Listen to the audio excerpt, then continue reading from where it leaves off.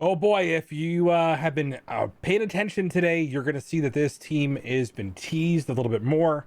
And yeah, it's confirmed the Dark Hunters are a brand new team coming to Marvel Strike Force. And they're pretty good. They're going to be a solid war offense team with some potential plug and play utility.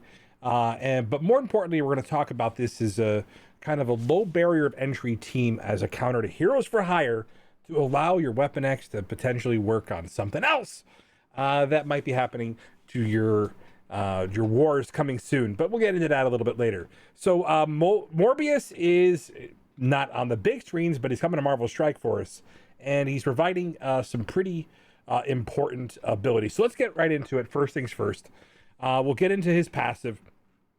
So 30% piercing, he's going to give the team drain, which is a big deal. And then on war offense, if the character has 3 or more Dark Hunter allies, apply blind to the 4 highest damage Hero City enemies. If this character is 4 or more Hero City enemies, gain 300% focus, and then gain 300% damage for self and Dark Hunter allies. You can see that this 300% focus is designed to basically prevent that first turn annihilation. You should be landing that blind if you built up your character to reasonable levels for war because of the bonuses that they get specifically with the charge mechanic. This will prevent both Misty Knight and Colleen Wing from the first turn attack, so it's a big deal. But again, you need to have 4 or more city characters on defense, and then you have to have 3 or more Dark Hunter allies. So very interesting. A lot of people are saying, well, what about is this going to be a Young Avengers counter? Well, there's not enough city heroes to really make an impact there. Just to be aware that the balance is mostly global, and the city heroes just miss Marvel. I mean, yeah, you could use it, but this may be a better utilized somewhere else. Nocturnal Frenzy. Okay, it's pretty traumatic. Trying to read all this text, but it also has something important in there. Attack primary target for 150% damage, flip defense down and deflect, chain to 4 additional damage for 310 damage plus flip defense down and deflect. On war defense, if his character is 3. War offense, if his character offense. 3 Dark Hunter allies apply trauma, heal, block, and disrupted for 2 turns to city. It's a hero city primary target and apply trauma, heal, block 2 turns for all city hero secondary targets. So specifically going to be working against Heroes for Hire in that regard. Counterattack breaks the steam. On war offense, this attack cannot be countered and cannot be blocked. Passive Living Vampire, we already went into. All right, special vampiric spread. Energy cost 3/3. Attack primary targets and for 250% damage. Apply 3 bleed to primary targets, secondary targets. A lot of bleeds going out. I wonder if there's a character that might, eventually capitalize on bleeds. We'll have to see. And then Sanguine Slash. Attack primary target for 200%. Steal 10% health from the primary target and redistribute to self. This bypasses heal block. In war offense, apply 2 bleed. So pretty cool mechanic. Basically the fact that he's going to be able to attack and heal. So developer notes on this, which I think are really cool. Characters finding attribute traits, high focus, or hit points. Morbius is a controller with high focus and damage. He can reliably apply bleeds, flip defense up, and flip deflect with his high focus. Morbius is key for taking down powerful city enemies in war. And Striker, especially powerful Morbius, since all of his bleed effects and health steal also apply to an ISO attack. This character work best with team or individual. Morbius requires his Dark Hunter allies to activate his most powerful anti-hero city abilities.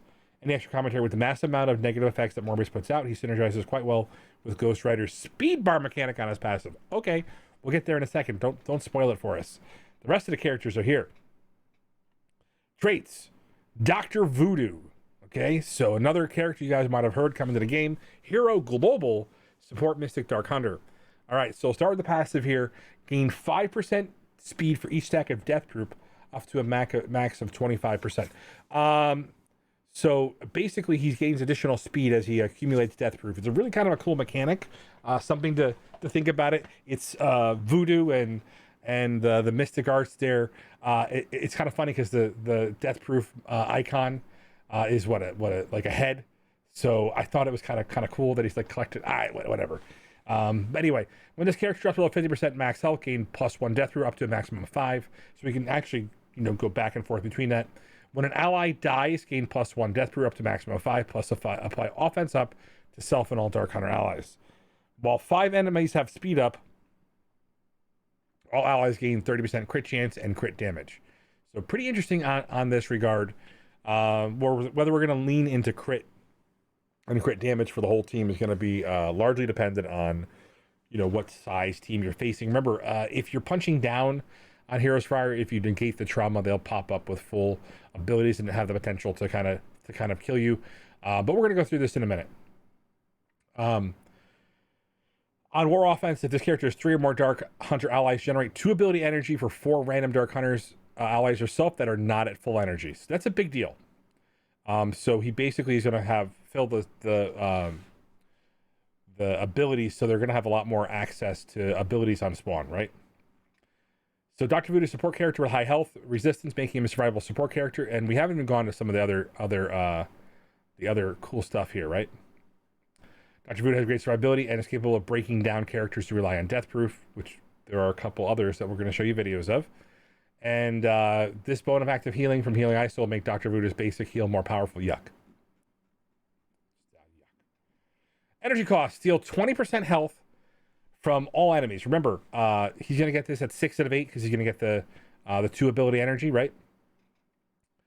All enemies and redistribute 150% health stolen to all Dark Hunter allies. This bypasses heal block, right? Crawl negative effects from Dark Hunter allies and War Offense apply immunity to all Mystic allies, which is key. And then this attack ignores death proof. So something kind of interesting that you get as part of the new drain mechanic. And then apply ability block and defense down to primary target. Apply defense down to adjacent targets. Mind control 2 adjacent enemies to attack the primary target. The controlled enemies gain plus 30% damage for this attack. Bury yourself and all Dark Hunter allies by 30% of this character's max health, plus barrier adjacent non-Dark Hunter allies by 20% of this character's max health. On War Offense, this attack cannot be blocked. Okay? And that's a big deal. Transfer 1 death proof from primary target to self-attack primary target for 300% damage. Heal self and all Dark Hunter allies by 8% of this character's max health. So he's got a bunch of heal mechanic in here. So it's kind of interesting. Basically, you've got a very powerful basic that I think does something that you don't see a lot of. Not only is it a heal on a basic, it's also a transfer of death proof. So it's really kind of cool because I feel like every single time he takes a turn, it's meaningful. And I think that's really the definition of a kit for me, is when I see something like that, I feel like that's built kind of for the future. And it feels like, you know, as far as a kit, not all of the stuff here is based on having his full team. So there is some plug and play ability in that regard. So I really kind of like Dr. Voodoo's kit a little bit more than Morbius. And then you can see right here. Yeah, I don't feel like this has as much of a power in there. All right, so now we're gonna get to the reworks here, which is kind of cool. So Elsa Bloodstone, you can see the stat increases. We're gonna show you guys the stats in just a moment here. Increased base health by 32%, increased base damage by 29%. And so she's got a nice sizable upgrade here. So the old stats here, we're gonna go, we're gonna go through the new kit here. Okay, so attack primary target with 70% piercing, so it's a lot more damage. So not only does she get a higher damage stat, she also got higher damage values. Okay. And you can see the 320% damage attack the most injured enemy, ignoring taunt and stealth, which is before the same feature. And then the scatter guns here gain offense up, attack primary target and adjacent targets for 200 plus 40% per supernatural or Dark Hunter ally. Characters killed by this attack cannot be revived. Okay, so this is everywhere. Kind of a cool ability. We're starting to see more of the characters have that. So she's putting you in the dirt forever. On War Offense, the character has 3 or more Dark Hunter allies. This attack cannot be blocked. And then her passive, on miss or ally miss, the character has 3 or more supernatural allies. Attack for 270% damage, an enemy dodge for 270, and then 10% crit, and then 20% accuracy for supernatural, and it added the Dark Hunter stat. So we'll take a look at her stats to see if this makes sense. But 270% damage was really the old stats. So I think there's some potential there. You're gonna get the extra crit damage from the team. As you can see that it builds into that. So we're gonna be playing with some T4s. I have some initial thoughts. I'll probably go through them more in depth in a little bit here. Okay. Ghost Rider, base health damage by 26, base armor by 57, base focus and resistance. Pretty sizable increases here. I mean, this is like G13 to G14 size increase. Pretty substantial. All right, so obviously here the big difference is this attack cannot be blocked. Okay, so this is the charge. It's actually a big deal, right? And then the passive, it needs to do 2 ability energy, and then supernatural Dark Hunter, and you got bonus focus coming up over here. So that went up from the 30 to 40%. So look at the 40% max health. That's going to be pretty sizable. And then you can see it adds the Dark Hunter to fill the speed bar. So pretty cool. And then Mordo. Now, Mordo isn't specifically getting the... well, I'll show you. He's kind of a flex character. This is really a 4-person team. And so Mordo basically has some stats that have been aligned to make him potentially part of the team. So you'll see that Mordo just became a very, very powerful character. Stun primary target, 50% chance to blind up to 3 targets. And then this attack cannot be blocked, which was a big deal, which was really the only way this was resistible, was, a block from Captain America. So it's a big difference. And then it goes to 700% chance to blind on war offense if you have 4 or more Mystic allies, which, again, partners you up with them really well. And so you can see that this is probably one of the best options there, and his stats are going to be nuts. And so now let's take a look. We got the video to kind of showcase the stat increases here. Yeah. So we'll play this really quickly for you. You'll see that showcases their stats. Remember, this is 4 red, 5-star, G16. So we'll kind of compare this down the road here, kind of what they look like. So 664. So he's pretty healthy. Remember, he gets the health passive built into him. 41 K damage. Not a slouch for 4 red, right? Still the same speed. So pretty good over here. So we'll take a look at. We'll move over to Morbius over here. So Morbius is probably going to be very powerful because of the bleeds. The damage isn't like, not quite as high as some other characters, but as a controller, he's going to fit very well into that meta, and some of the bonuses he gets with that are going to be substantial. Applying trauma to the team actually is probably one of the most important things that you could do. So you can see that there it is.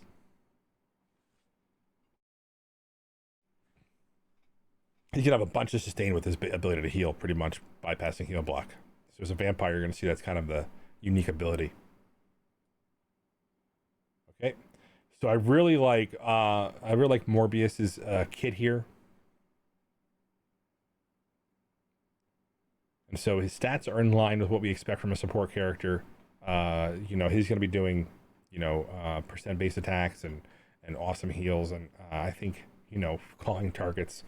He combines kind of a lot of my favorite tricks from other kits and makes him kind of a like I said, every button is so meaningful on him. It's really cool. They have Striker on him. Again, I'm not sure if that's where we're gonna lean in all the way. They have Striker on her. I might keep her as Raider. I got to revisit that. With the bonus crit damage on this, it might be substantial. I'm going to be taking a look at that because I just don't want the Hero's Fire to get to 0 too quickly. And that's a little concern. So you can see her damage is decent, but her abilities themselves, so 40k damage is decent. I'm sorry, her abilities themselves have a lot more percentage-based damage built into them too. So you're going to see an increase in both regards. Sometimes if you get a base damage stat increase and not the base increase, it's a big difference. And so I think there's some pretty unique utility for them. All right. So then Mordo, you can see his health is substantially better. His damage goes up, a lot more focus and resistance based on that G16. Striker's interesting on him. I've always kind of liked it. Now that with the extra focus, maybe I can move away from Skirmisher on him. I still like the fact that he marks targets and removes buffs, but it might be better to flip some of them. So we'll be revisiting this whole team in the next few days here for ISO recommendations. So as far as that goes, let's take a look at them in action. We'll take a look at specifically, I think this is an interesting one. We may not see this much in war because of the fact that we just don't have the, we'll probably see more of the speed team. So we'll probably have to potentially match speed over here. But this is an interesting scenario because, you know, they're kind of built to counter Eternals. But you can see they're taking a lot of early damage. They're a little behind in speed. Right? So, geez, what an awesome animation.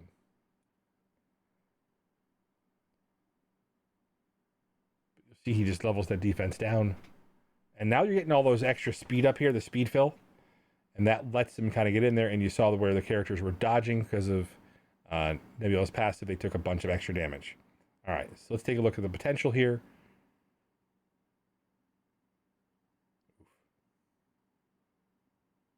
All right, so she's going to replace that, and there we go. Off to the races here. You have to make sure you don't die from... All right, so here is this massive power. Speed bar fill. Another turn coming into place over here. And there it is. Say goodnight. So speed teams are going to be used to enhance the Eternals. We don't really see this on defense as much, but in the event that they actually can be sped up, I remember a couple of hero controllers, or a couple of Mystic controllers on here, meaning that a Loki will help with that. There is some flexibility with some of the other characters you can bring into the team, but that's a big deal. So let's take a look here. All right. Next things we're going to look at is...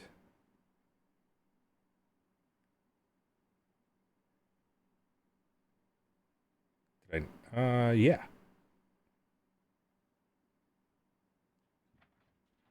So probably one of the more popular ones. So again, Heroes for Hire, we're going to see their full ability and their full potential.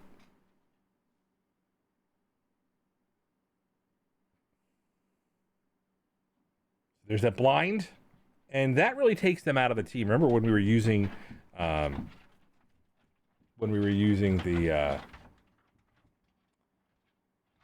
Shadowlands versus them, how powerful the blind was? Well, obviously that was one way to take apart this team, and you can see that they are just... The early onslaught of the team has been neutralized, and you'll see that they start... So all these death proofs are really going to empower Voodoo, and... So, really kind of quick targeting there. You can see that just a lot of damage coming in.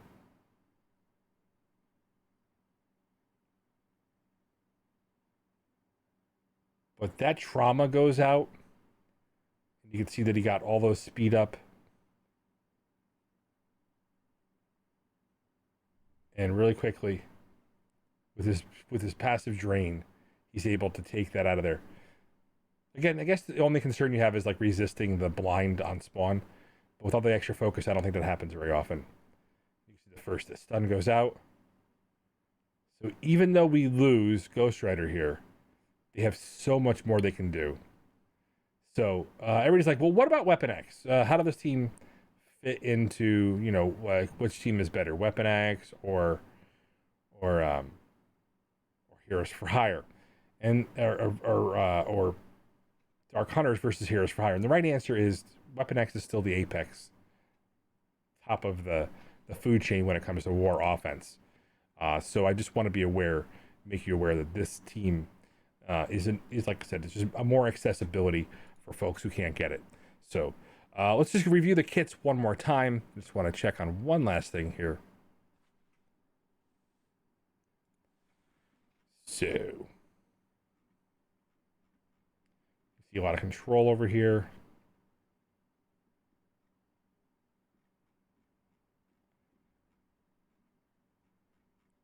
Looking for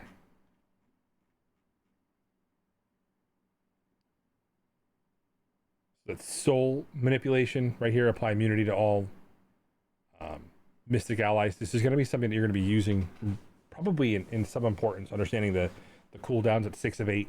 You're probably going to want to make sure you're using that to kind of help recover from some of the debuffs that these teams can place out over there. So I wanted to call that out because I think using that and timing that's going to be part of the important ways to use this on team. And then they don't get it on passive on spawn because they're just basically blinding all the targets so they don't do the damage. It's something we're going to see kind of as a trend probably going forward, where something basically prevents a full turn of actions. So anyway, I'm excited for this team. I like the Mystics now.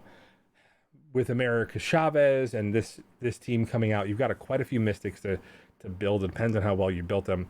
If you built Supernatural, this is kind of a way to revitalize the team. And I think for the most part, we're going to go through the turn orders, understanding that the speeds are going to be important, and hopefully get this to the point where we understand the actual interaction to 100% for what we're going to recommend for ISO in tier 4. So until we see the kits broken down and can break down the T4s, I don't think we have it. Let's just make sure I don't have any of the T4s recommendations here.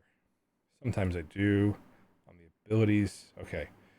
So yeah, we can take a look at the T4s. I'm going to do this in a separate video, so stay tuned. I'm going to go through the T4s on this team. We'll go through over here and see. I think this is so important with the apply blind at the, it's going to require T4s, right, to really make this work. Otherwise, I don't think this works. I think this is one of those things we were talking about over here. I don't see it applying blind without it.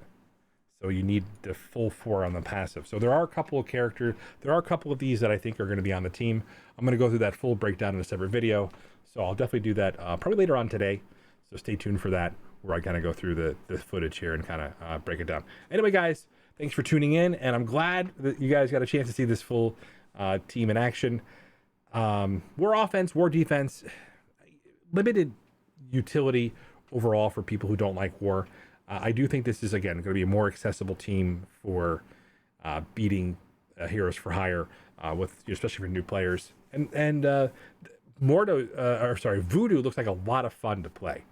So, like I said, when each one of those buttons feels so impactful, I really like that too. So, hope to get a chance to take a spin with him and use him for some theory craft. The problem with that is like, what about in raids? Well, he might be a good character, but there's so many Mystics now that are taking up the top spots here. So, yeah, remember, I do things so you don't have to, and we're going to go pretty hard into this team. See you soon.